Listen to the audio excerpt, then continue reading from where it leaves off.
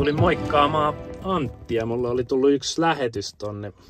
Luonnollisesti sisälle ei saa kuvata. Tää on nimittäin Real Factory-toimintaa, mutta ehkä mä tota aulaa voisin vähän kuvata. Mun täytyy kysyä, siinä on hienoja pyöriä säilytty Haisvanin historiaa tuohon aulaan, niin mun täytyy Antilta kysyä, mikäli se on mahdollista, niin mä otan siitä pienen pätkän.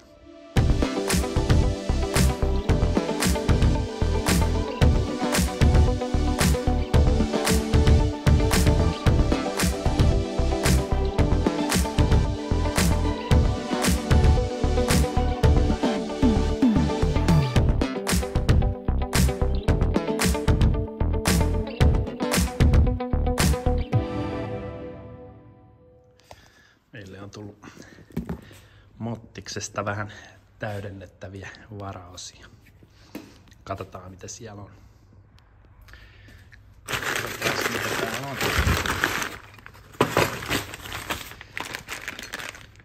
Jalkatappeja, muistatte varmaan mitä Ossassa kävi, niin rikkinäisen tilalle uusi ja sitten extra setti myös. Sitten täällä on katkaisia nappeja. Ja Very Special moottorin korvakkeet testiin.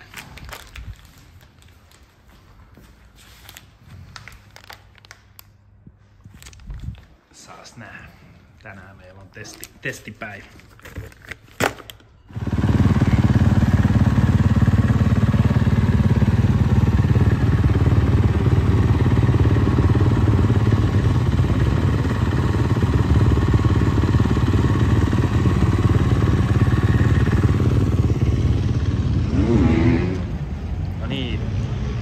Kurkataan kytkintä se reenin välissä. Kuski sanoi, että saattoi vähän luistaa. Tää on ihan normaalia, kun hiekka-olosuhteissa vedetään, niin siellä aika rajusti kytkintä käytetään. Tsekataan ja laitetaan uusi sisään. Ja reenit jatkuu.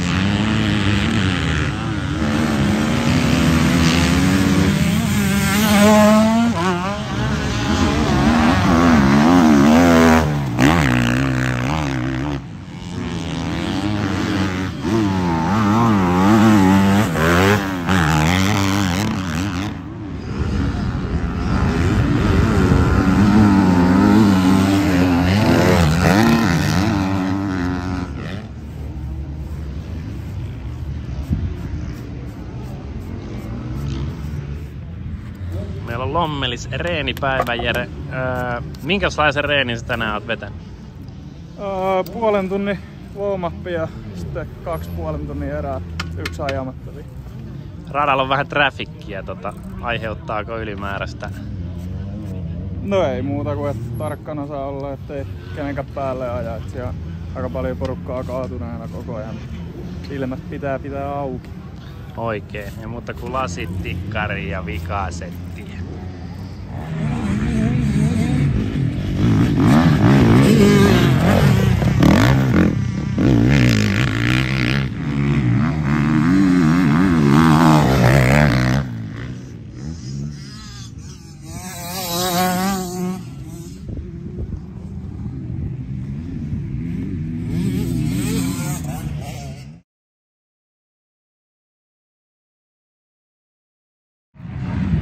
Terve! Se on pääsiäisperjantai ja meillä on kisaa valmistavat treenit.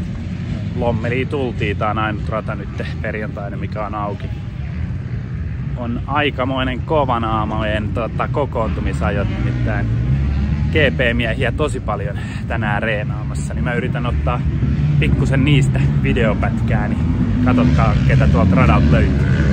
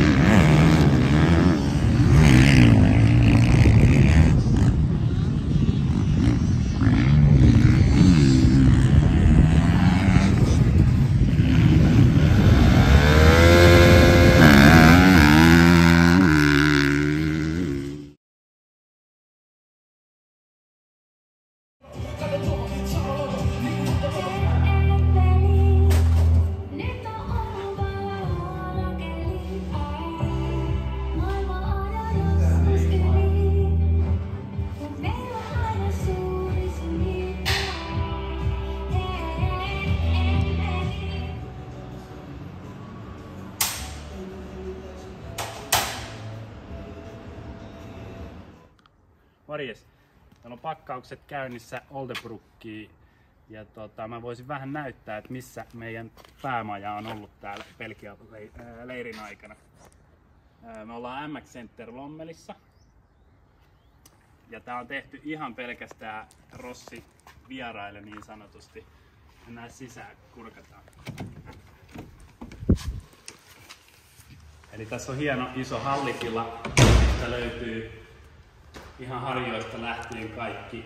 Ja pesukoneet, kuivurit, mitkä on erittäin tärkeitä, koska pyykkiä pestää likaisia aikana päivittäin. Sitten myös näkyy, että on aika hyvät tilat. Tännehän saa vaikka autonkin tarvittaessa sisään. Täällä on Jeren pyöriä. Väinö on laittanut koneet aika mintun makuiseksi niin sanotusti. Tässä kohta heittää pyörät vielä kyytiin. Ja sitten on paineilmat, sähköt, hienot työtasot. Meille varsinkin Joni oli täällä, jouduttiin tekemään alustoja ja ollaan tehty männänvaihtoja, moottoripokia ja kaikkia, niin on vaan pakko olla hyvät tilat. Eli siihen meidän toimintaan niin erittäin hyvät. Mutta tällaista voi ottaa vaikka kimppahommaskin sitten isommalla porukalla. Sitten käydään ylhäällä tsekkaamaan.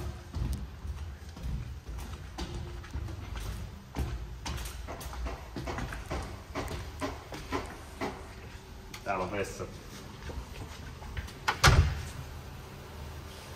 Ja artisti itse tekee ruokaa. Täällä pystyy sitten tekemään eväät. Ja on suihkut ja pelit ja pensselit. Pesupaikka löytyy tuolta rakennuksen päädystä. Eli kaikki mitä tarvitsee.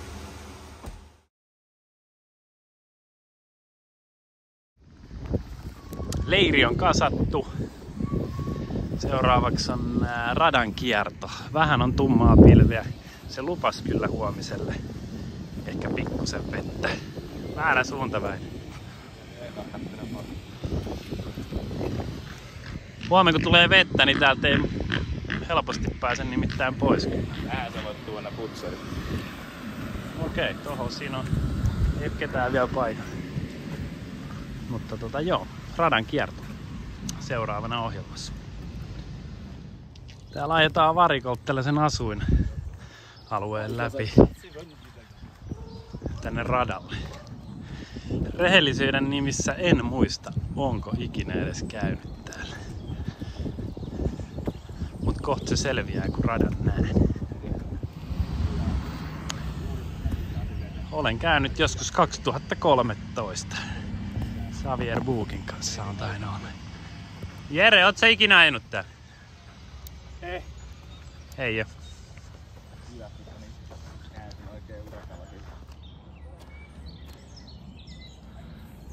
Jaiks.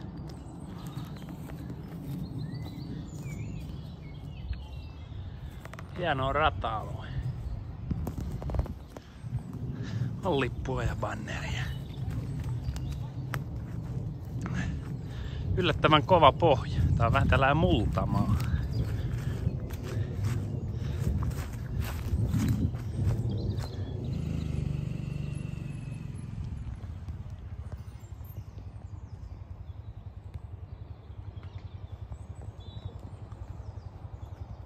Eturenkaat voi vetää ihan tänne. Kello on 7:30 sunnuntai-iltana. Paljon on porukkaa ja kertynyt varikolle. Pesupaikkaa etsitään, mutta se on ilmeisesti tuolla. No. Siellä on welcome office. Ihan kiva. Sateet menee ohi. Rata oli kuiva ja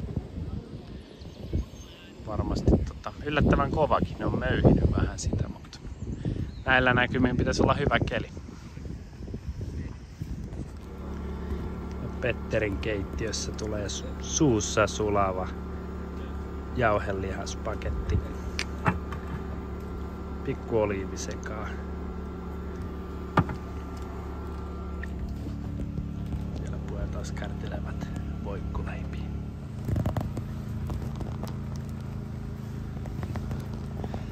Kyllä se vettä rupesi satamaan. Glamouri on kaukana, mutta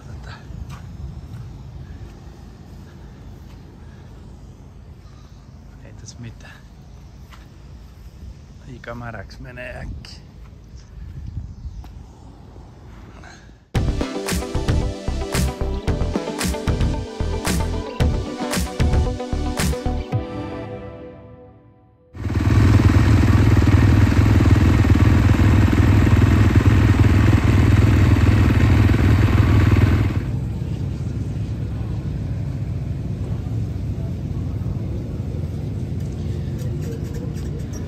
viimeisiä tsekkauksia. Pyörät on rakennettu valmiiksi jo, mutta tällä kisapäivän aamuna niin on aikaa, niin tuplat tsekataan vielä kaikkia.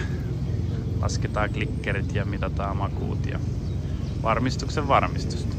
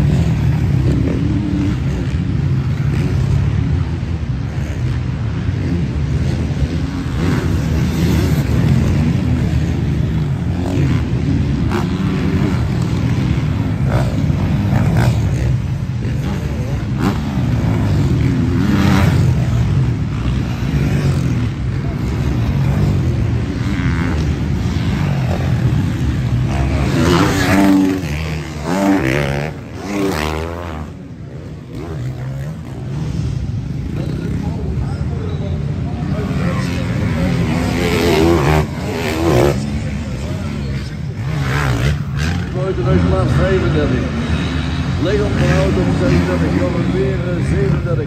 En dan Tyler Stipek. Tyler Stipek, de man uit Amerika. Op de Varkenhuis Yamaha. Hij is naar hier gehaald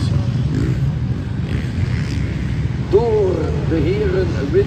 Zij hebben Tyler Stipek naar Nederland gehaald. Heeft op dit moment een 38e tijd van Paul Ulrich op 29e.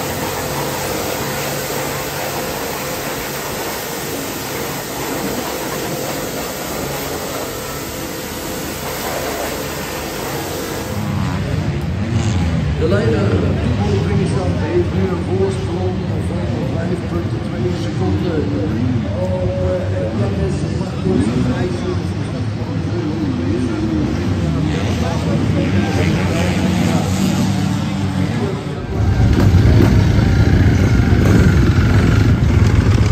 Ja, die man hadden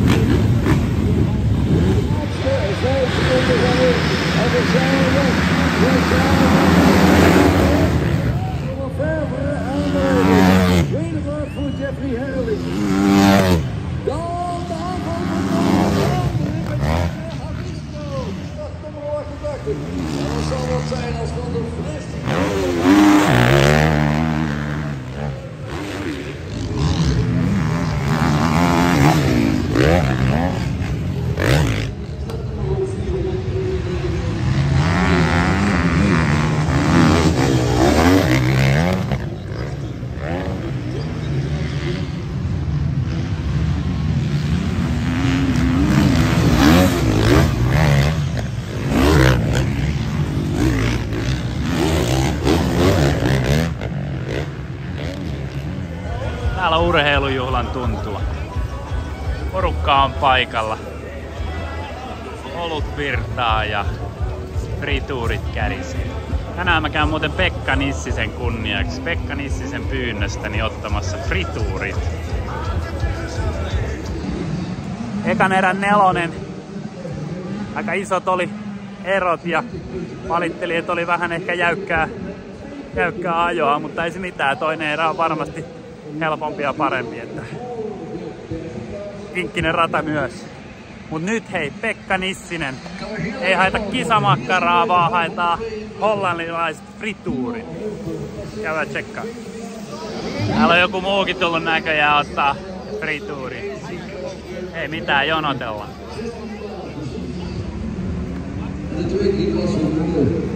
De bloemen, de plates en dan een daverend applaus van u allen hier voor Kenzo Jasper.